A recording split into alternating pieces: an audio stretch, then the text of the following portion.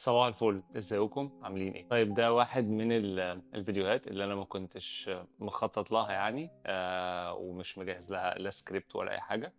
انا النهارده طالع اتكلم كده في دقائق قليله على اكتر الكومنتات او اكتر كومنتين مثلا جولي خلال الفتره اللي فاتت كده. الكومنتات اللي هي ايه، اللي بتكئب او الكومنتات اللي هي بتحبط الناس. انا ما بقولش، وهتلاقوني بكرر الكلمه دي كتير، انا ما بقولش خالص ان استراليا جنه، ولا ان الحياه هنا هي احسن حاجه. في مميزات وفي عيوب. بس الفكره ان الفتره الاخيره دي كان بالذات بلاقي كومنتات كتيره، ناس بتقول للناس اللي لسه ما جاتش يعني ما تجوش، البلد مش كويسه، المعيشه غاليه، الحياه مستحيله، خليكم في بلادكم، روحوا بلاد تانية. فالموضوع ده الصراحة اتكرر كتير، فأنا اخترت كده أكتر كومنت أو أكتر كومنتين يعني لقيتهم مستفزين الصراحة، وحبيت إن أنا بس أطلع أعلق عليهم كده، لعل وعسى أي حد بيسعى دلوقتي في الهجرة أو حد ناوي إن شاء الله إن هو يجي يشوف الفيديو دوت ويعرف إن يعني ما يصدقش أولا الكلام دوت وحبيت صراحة إن أنا أرد على الحاجات دي بحيث يبقى مرة كده، وبعد كده خلاص أقفل الباب ده وما أردش على أي نوع من الكومنتات دي تاني في المستقبل. طيب آه خلوني كده ايه انا مش مجهز حاجه، بس خلوني اقرا لكم. هقرا الكومنت ده كده مره واحده، لقطه واحده، وبعد كده هبدا اعلق عليه. انا طبعا مش هقول مين اللي قاله يعني، بس هو موجود على اليوتيوب، حتى لو انتوا دخلتوا هتلاقوه. نصيحه: استراليا بلد مش مناسب وصالح للعيش. أزمة رئيسية في استراليا هي أزمة سكن. تصدمت من أسعار منازل في سيدني وبريسبن وميلبورن وأديليد.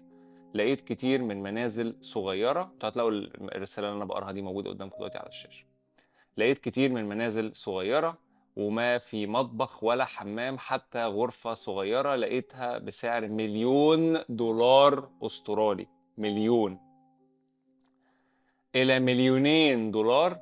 كلش في استراليا غالي في معيشة، حتى يعني كل حاجة في استراليا غالية في المعيشة، حتى نت وشبكة تطوير مواصلات وبناء بنية تحتية بطيئة للحد، مش زي الصين ولا أمريكا ولا كندا. طب ما تروح الصين وأمريكا وكندا، قاعد هنا ليه؟ وحتى بالرغم من ان استراليا من اعلى الرواتب عالميا، رواتب كله ما تتعوض بيها. الرواتب هنا عالية يعني يعني انا برضو مش فاهم. حتى بالرغم ان استراليا من اعلى الرواتب عالميا، الرواتب ما تتعوض بيها شيء، يعني الراتب اللي انت بتاخده ده يعتبر عالي بس برضو مش تعرف تجيب بيه حاجه.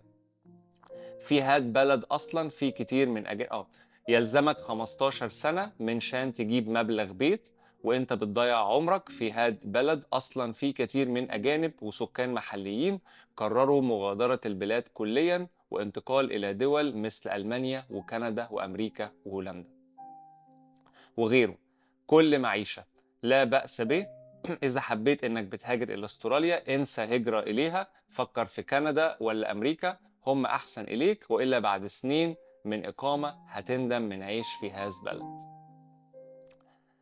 طيب خليني أعلق بقى عشان الصراحة يعني إيه، ما أنا طالع أتكلم أصلا. طيب أنا في مثلا تقريبا 15 كومنتات الفترة اللي فاتت دي بالذات، فده واحد منهم وكان اكتر واحد الصراحه حبيت ارد عليه. طيب مبدئيا كده، اي حد بيقول لكم ما تجوش، ردوا عليه في الكومنتات وقولوا له انت قاعد ليه. الناس اللي بتقعد تقول للناس اللي لسه هيجوا او بيسعوا ما تجيش، الحياه صعبه، خليك احسن في بلدك او شوف بلد تانية، انت قاعد ليه؟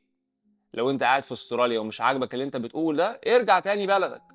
لو هتقول هنا حاجة، قول المميزات وقول العيوب، ما تجيش تقعد تقول للناس العيوب وتسودها في وشهم كده. قول كل حاجة يعني بما يرضي، يعني باللي يراعي ربنا، باللي ربنا يرضي. طيب مبدئيا عشان بس ما نطولش، استراليا بلد مش مناسب وصالح للعيشة. أزمة رئيسية في استراليا هي أزمة سكن. طيب مبدئيا كده، انا عشت في سيدني سنتين، عمري ما شفت الصراحه اوضه، وعشت في ميلبورن فتره. الحمد لله لسه جايب البيت اللي انا قاعد فيه دلوقتي دوت، ودي حاجه تانية هو متكلم عنها هنا. لقيت كتير منازل صغيره وفي مطبخ ولا حمام. مفيش حاجه اسمها منزل ما فيهوش مطبخ ولا حمام، ده ستاندرد اصلا، يعني ما ينفعش هنا هم اصلا ياجروا حاجه ما فيهاش لا مطبخ ولا حمام، ما فيش حاجه اسمها كده. والمصيبه التانية، انت بتقول الحاجات دي بمليون واتنين مليون، فين ده؟ فين الشقه او السكن اللي ب1 مليون و2 مليون في سيدني او في اي ولايه تانية وما فيهوش لا حمام؟ انت بتقول اي حاجه وخلاص. لو انت شفت الفيديو دوت اكتب لي على الفيديو ده لينك الحاجه اللي انت شفتها ب1 مليون او 2 مليون وما فيهاش لا حمام ولا مطبخ، وانا والله العظيم هطلع اعتذر في فيديو علني اقول لك انا اسف، انت كان عندك حق. ايه اللي ب1 مليون و2 مليون وما فيهوش حمام ومطبخ ده؟ طيب بسعر ما في مطبخ ولا حمام، حتى غرفه صغيره لقيتها بسعر $1,000,000 استرالي. آم، غرفه ايه اللي ب1 مليون؟ انا مش فاهم يعني ايه غرفه ب1 مليون. يعني استوديو مثلا في السيتي ب1 مليون و2 مليون؟ طب ما انت قاعد في السيتي، ما تبعد شويه عن السيتي. يعني مش فاهم، انا عشت في السيتي وكنت بدفع ايجار يعني مليون ده. يعني انا الشقه اللي انا شفتها مثلا كنت عايش فيها في قلب السيتي اتباعت مثلا على كام؟ على حوالي 650 700، وكانت في قلب السيتي 4 اوض وصاله. ازاي حاجه في قلب السيتي هتبقى مثلا ب1 مليون؟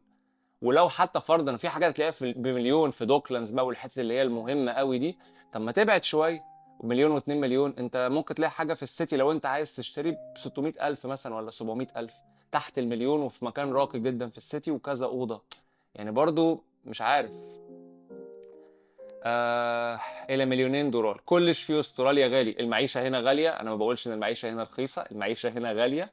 بس في مقابل الاجر اللي انت بتاخده لا، انت هنا ممكن تعيش باي وظيفه هتشتغلها. لو اشتغلت سكيورتي فرد امن، لو اشتغلت اي حاجه هتعرف تعيش هنا انت وعيلتك. التعليم بشكل ما مجاني، الصحه او العلاج الميديكير، وده واحد من مميزات استراليا الكتيره اللي انا عملت عنها فيديوهات فيديو قبل كده اتكلمت على كل المساعدات اللي الحكومه بتقدمها للناس هنا.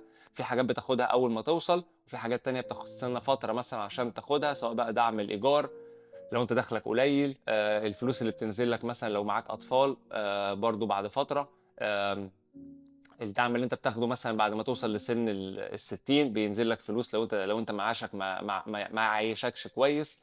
بعد فتره برضو هنا لو لا قدر الله خسرت شغلك بينزل لك دعم من الحكومه. دعم الايجار لو انت برضو دخلك اقل من حاجه معينه، كل دي الحكومه بتديها لك. في حاجات بتاخدها من اول ما بتوصل، في حاجات بتاخدها بعد سنه مثلا، بس الحكومه بتديها لك. انت قاعد في البيت في اجازه مثلا لو واحده حد لسه مخلف مثلا، بتاخدي اجازه من الحكومه مثلا 22 ل 26 اسبوع، حوالي 3 شهور بتاخدي فلوس من الحكومه. منين؟ مفيش مساعدات. يعني انا مش فاهم برضو. وموضوع الحياه غاليه، الحياه غاليه، بس المرتبات هنا لا هتعيشك كويس. الايجارات الضرايب عاليه، بس انت بتلاقي الضرايب دي في حاجات، بتلاقيها في خدمات، بتلاقيها في المستشفى، الميديكير التامين الصحي بتتعالج بنسبه كبيره جدا. كل حاجه على حساب الحكومه، مش بتدفع اي حاجه غير ما عدا مثلا السنان والعيون وشويه تحاليل وشويه حاجات. بس بنسبه كبيره في حاجات كتيره قوي الحكومه بتدفعها. نظام التامين الصحي هنا في استراليا من الاحسن في العالم كله. كندا وامريكا اللي انت بتتكلم عنها دي، امريكا دلوقتي يعني دلوقتي احنا عندنا حزب بيحاول يعني يكسب الانتخابات عشان يخلي استراليا زي امريكا. يعني هو دلوقتي الناس بتقول بلاش تنتخبوا الحزب ده عشان هو عايز يغير في حاجات في التامين الصحي يخليها تبقى زي امريكا، ما يبقاش التامين الصحي المجاني ده بيغطي حاجات كتيره، يبقى الناس مضطره تدفع عشان تحصل على التامين الصحي. فمن اللي انت بتقول للناس روحوا امريكا، اذا كان احنا اصلا يعني في ناس بتقول ما تعملوش كده عشان ما نبقاش زي امريكا. امريكا اللي ماسكها ترامب دلوقتي بتنصح الناس سواء عرب، بالذات العرب والمسلمين، ان هم يروحوا لها. انت مجنون. وكندا اللي انت بتتكلم عنها دي، انا يعني مش ناس كتيره من الناس اللي انا بشوفها هنا وليا اصحاب اصلا من كندا، والجو هناك اصلا يعني الناس اللي من كندا دي بتيجي هنا عشان في فرص شغل هنا احسن. ده غير ان الجو هناك احنا كعرب من اللي انا شفته، يعني الجو هناك في ناس، يعني في حد انا اعرفه سافر كندا خد الجنسيه هناك وبعد كده جه هنا في استراليا وعايش هنا دلوقتي. فالناس هناك مش قادره تتاقلم على الجو. فانت بتقول الكلام ده بيزد على ايه؟ انا برضو مش فاهم ليه. مين قال ان كندا احسن من استراليا او يعني على اي اساس قلت ان كندا احسن؟ هل انت عايش في كندا مثلا؟ وبالنسبه ان انت بتقارن استراليا وامريكا، دي مصيبه تانية. امريكا دلوقتي خلاص رايحه في داهيه اصلا، يعني بالذات بعد ما ترامب مسكها. اذا كان هو اصلا عايز يروح على العرب والمسلمين تقول للناس انت روحوا هناك. ما علينا، خلينا نكمل.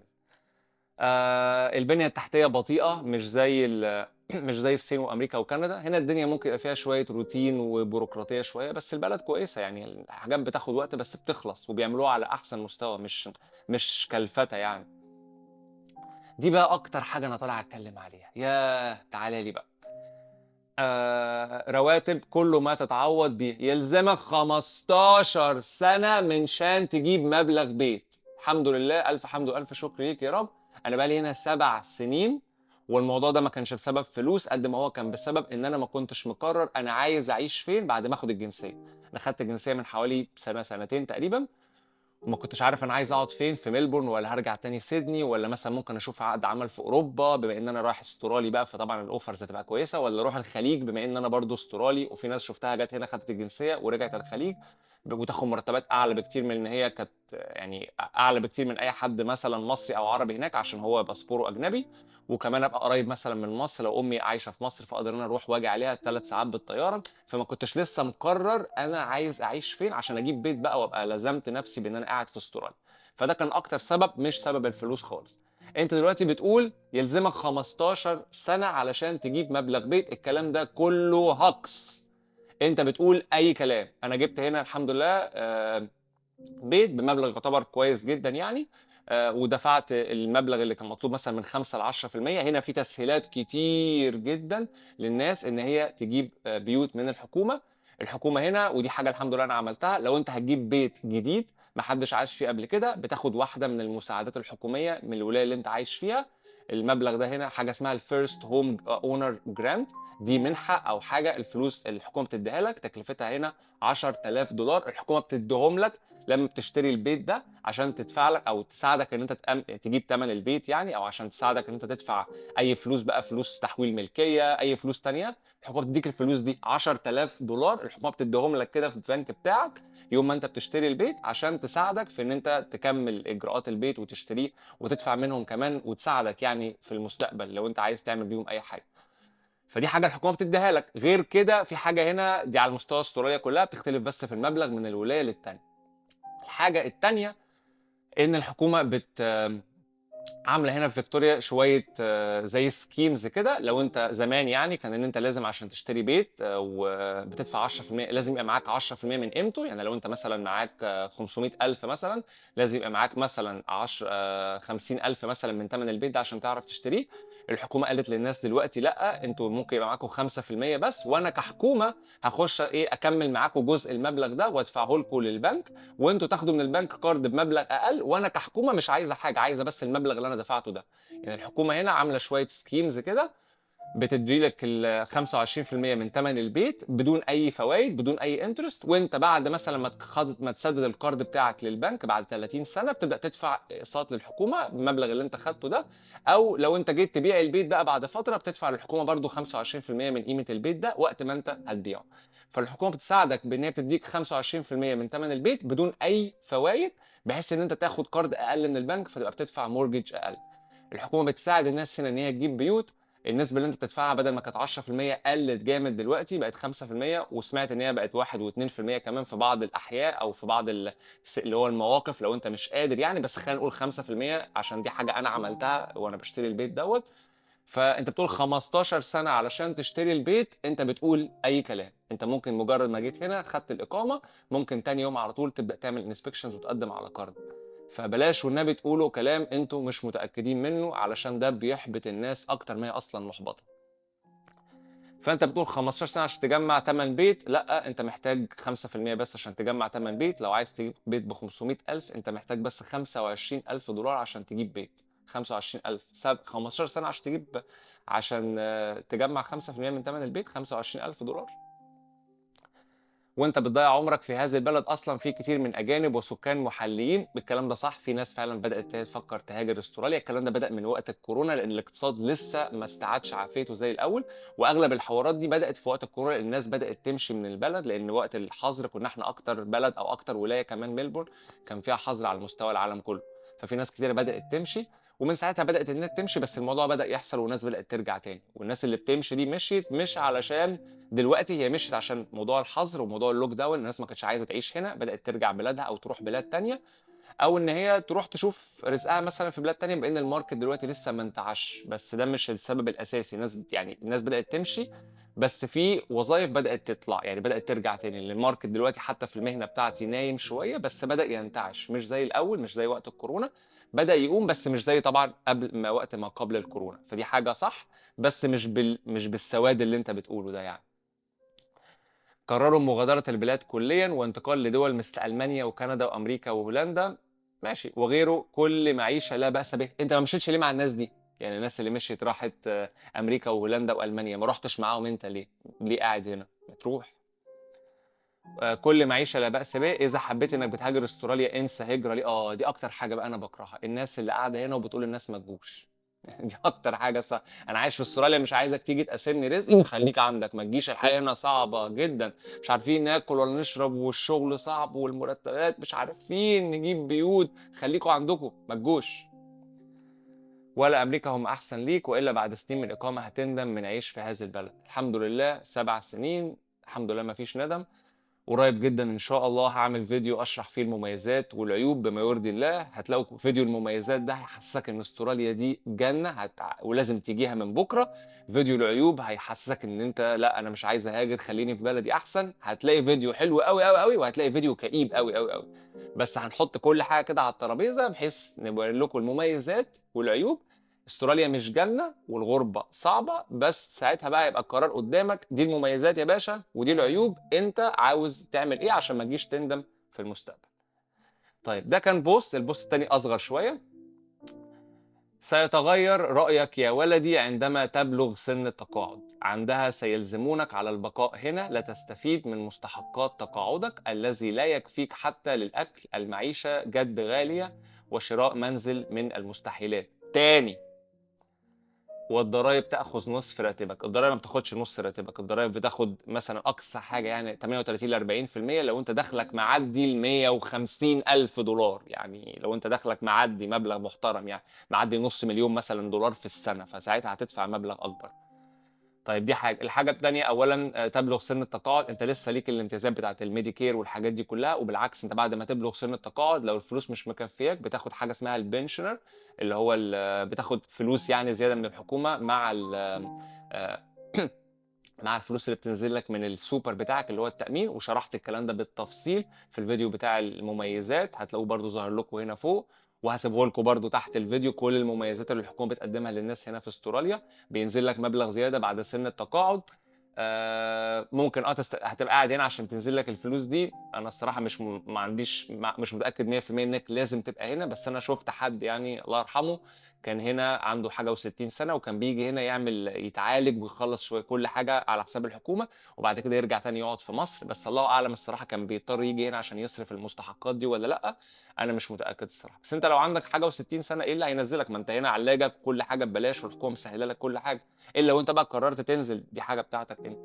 وموضوع البيوت اللي الناس كلها بتتكلم فيه دوت وشراء منزل من المستحيلات. منزل ايه اللي من المستحيلات؟ انت المفروض في السن بتاع الثلاثينات ده، ما كانش قبل كده تبدا تحوش وتجيب بيت، عشان ان شاء الله بعد ما توصل للسن التقاعد ده يبقى انت مسدد قيمته بالكامل، والبيت ده يبقى بتاعك. وممكن ساعتها كمان تبيعه وتجيب حاجه اصغر، وتاخد الفلوس اللي طالعه لك دي تسافر بيها بقى حوالين العالم، تروح تعمل بيزنس بتاعك. ده الوقت اللي انت المفروض ترتاح فيه. فانا الصراحه مش عارف الناس دي بتقول الكلام ده ليه، بس انا حبيت ان انا اطلع واتكلم، لان الصراحه كنت متضايق بالذات بعد ما شفت البوست اللي انا هوريه لكم دلوقتي. طيب ده واحد من البوستات اللي انا عشان كده حبيت اطلع اتكلم، عشان اقارن ما بين الناس اللي بتسود وبين الناس اللي واحد من احلامها ان هي بس تيجي هنا. نفسي اسيب البلد الزباله دي. شعب صعب، المعيشه معاه بعيدا عن الفلوس. المعيشة صعب، المعيشة معاه بعيدا عن الفلوس. الخروج من البلد دي نجاة. أكبر خطأ عملته في حياتي إني اتزوجت وخلفت واتربطت فيها ومش عارف أسيبهم. بغض النظر بقى هو بيتكلم من أنهي بلد يعني، بس طبعا من اللغة دي غالبا ممكن تبقى مصر مثلا أو أي بلد تانية عربية. بس حد هو شايف إن هو اتربط بعد الخلفة في البلد اللي هو قاعد فيها، ونفسه إن هو يهاجر.